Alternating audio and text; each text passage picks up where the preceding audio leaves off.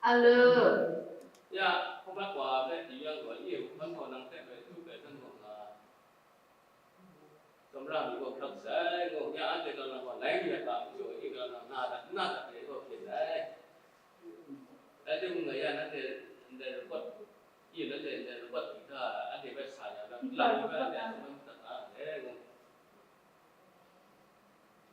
Dạ, tôi năm người trong lòng đó lục có màu cái điều chúng ta người anh để hôm nay mình tâm trọng về lục sản phẩm mà lục cả luôn betul nang guys, kemudian. Alo, siap.